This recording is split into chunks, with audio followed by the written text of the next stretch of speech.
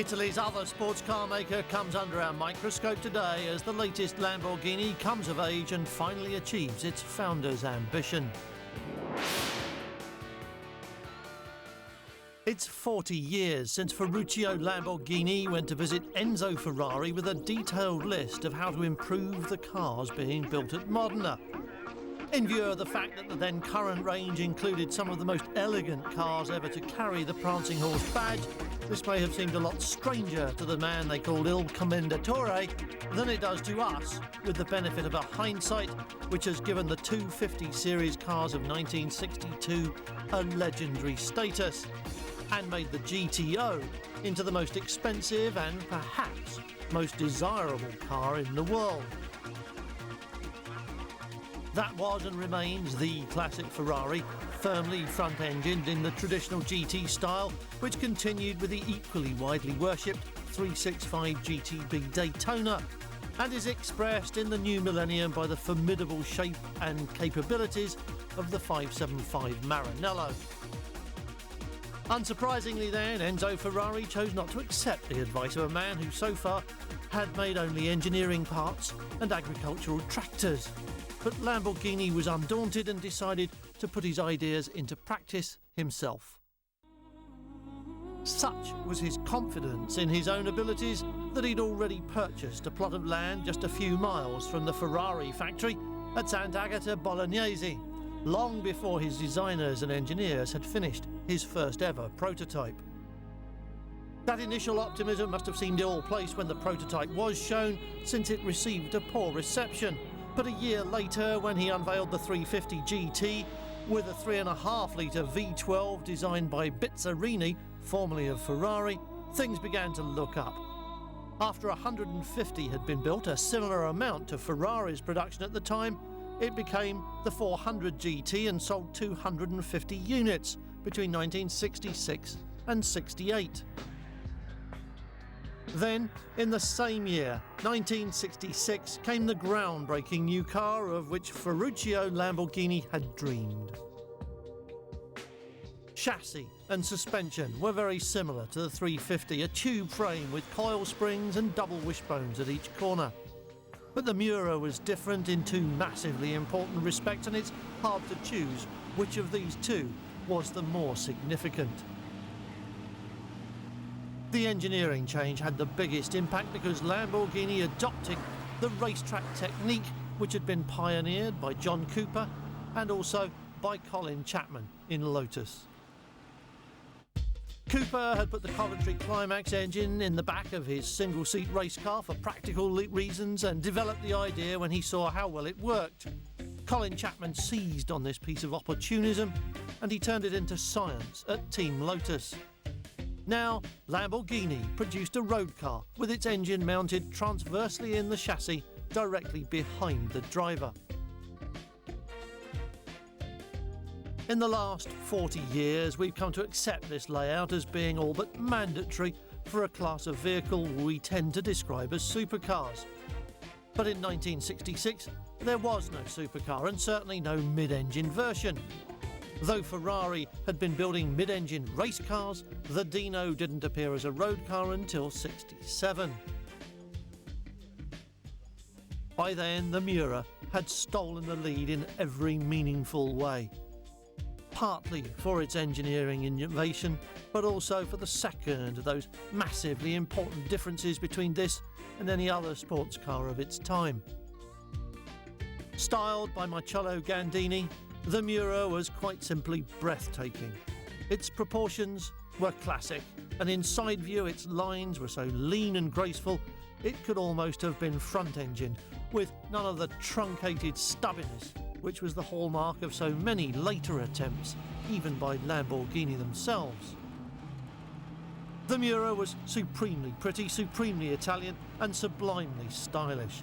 It was the car to have, and for some of us, it still is. But even as the Miura established itself as an icon by being destroyed in the opening frames of the Italian job, Ferruccio Lamborghini was busy selling his personal stake in the car and the company he had created And when he retired in 1969, he consigned the company to exile in a wilderness of various owners, during which time it tottered from one financial crisis to another. Though Lamborghini has survived and found beneficial ownership with Audi, this period of uncertainty was characterised by an understandable lack of direction in model lineup and design. Though the fabulous Miura and its successors made all the headlines, Lamborghini made bread and butter with a wider range of four-seat GT cars of varying refinement and build quality. Owners of classic Miuras today are well aware of its habit of bursting into flames during start-up unless it's carefully handled.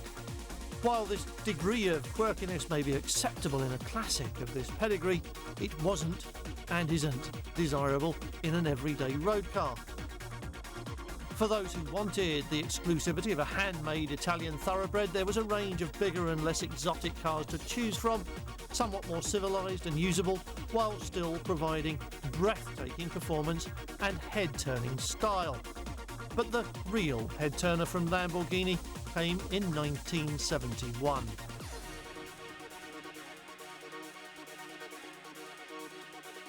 Gull-wing doors were probably the least radical of its features. The mid-mounted 4-litre V12 in a space-frame chassis delivered 370 horsepower, more than enough to launch the Countach to 170 miles an hour. But most people who bought this car bought it for the shock value of its appearance. Once again styled by Gandini, there wasn't the slightest hint of elegance in the brutal flat planes of the Countach. Instead of gliding through the air like the slipstreaming shape of the Miura, the Countach simply overwhelmed the elements with brute force.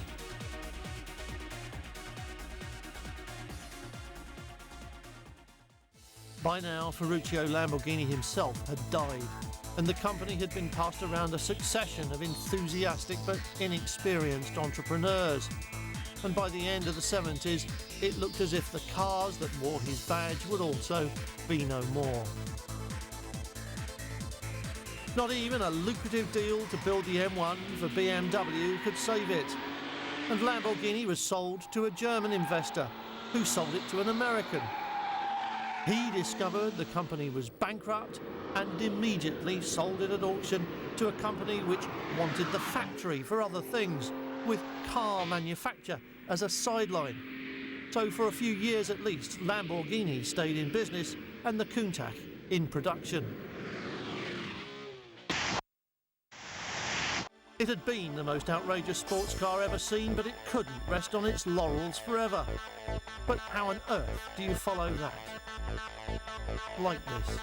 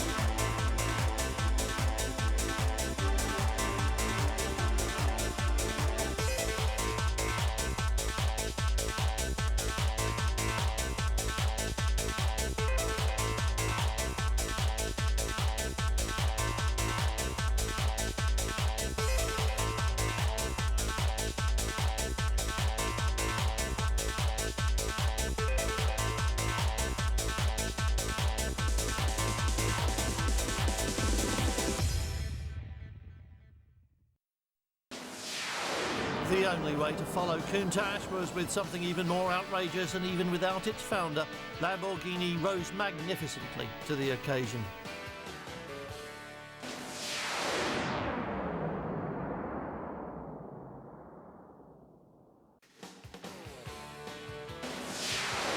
In the end, the social climate dictated Lamborghini didn't need to be more outrageous with its Countach follow-up, but Diablo was radical. Lamborghini's latest bunch of new owners had been diversifying, even selling watches, and sales were not good. The company was still ripe for takeover, but it finally found a buyer which understood cars and car building, and 1987 marked an important turning point. This was the year that Chrysler took over the reins, and within 2 years the Countach had been given its much-needed makeover.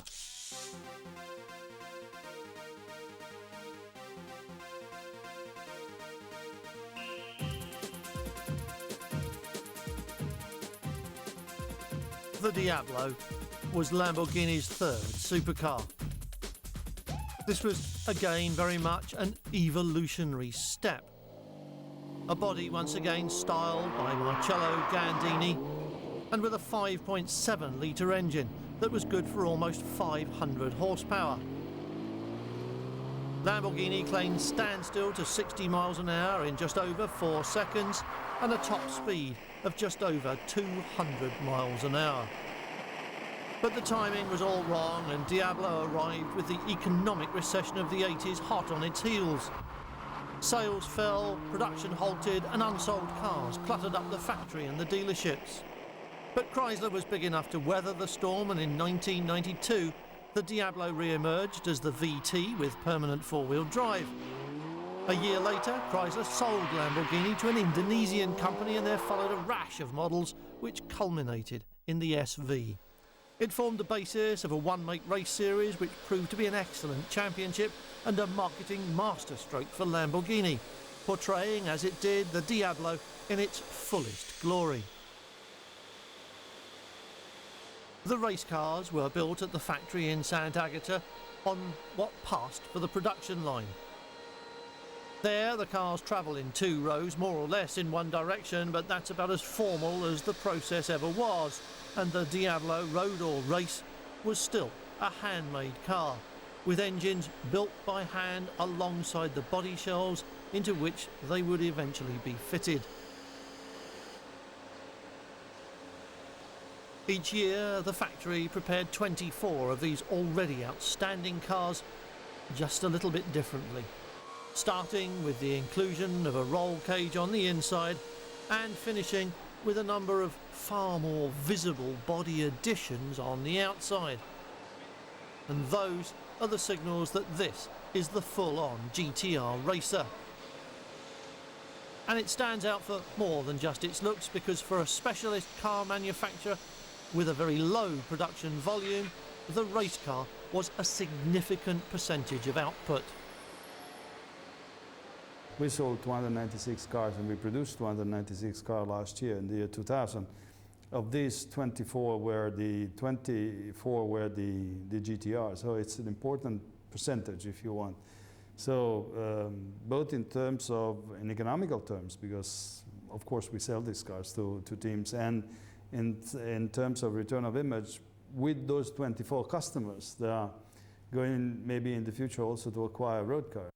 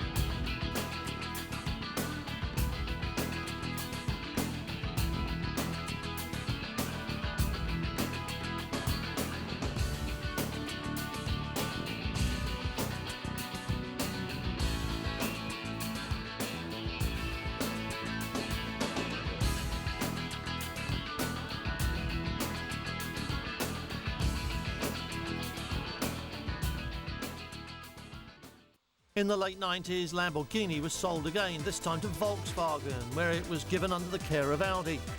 And the immediate benefit was the imposition of the kind of quality control that a car costing almost $200,000 really has to have on the production line.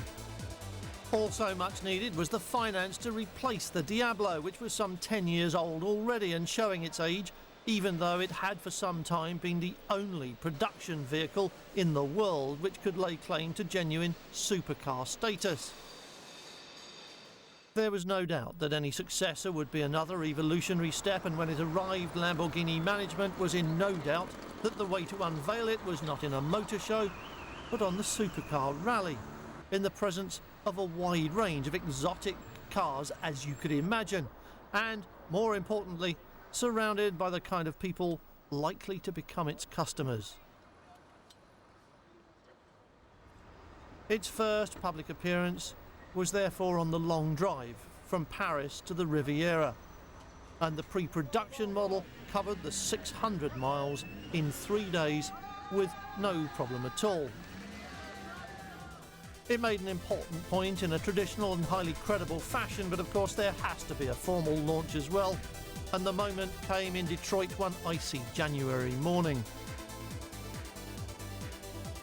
Though it looked like a Diablo with the rough edges smoothed off, and thanks largely to Volkswagen money, the new car was shaped in the wind tunnel by Audi designers, but Murcielago was all new from the ground up, almost no parts shared with Diablo.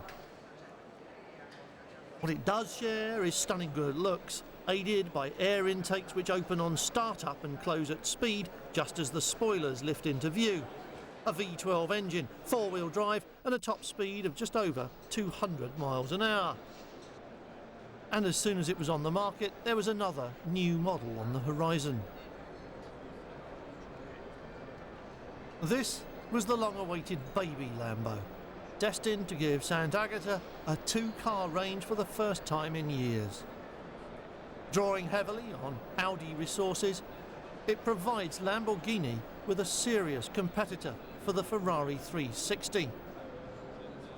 While it looks a lot like its big brother, the major difference, which isn't obvious from the outside, is that the V12 of the Murcielago is replaced by a far more fashionable V10.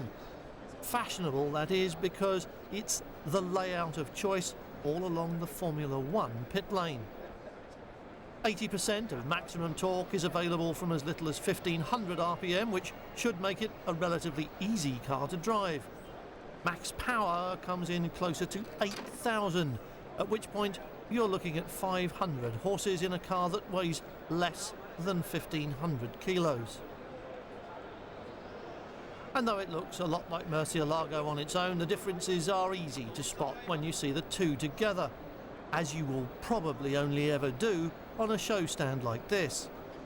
It's smaller, of course, and a little bit smoother, but the easy way to tell the difference is the doors. Murcielago continues the gullwing tradition established by Countach, and its successors will maintain that. Gallardo, though, reverts to a more conventional door opening mechanism. Something you will notice when you get inside, well, two things you'll notice when you get inside, and they are the complete lack of a gear stick, since you can swap between the 6 ratios using the wheel-mounted paddles, also like Formula One. The other thing, though, and that really is impressive, the build quality. It's just like sitting inside an Audi. And that sounds like a perfect recipe. Italian design, German quality, and supercar performance, all rolled into an affordable package, if you can afford somewhere more than £100,000.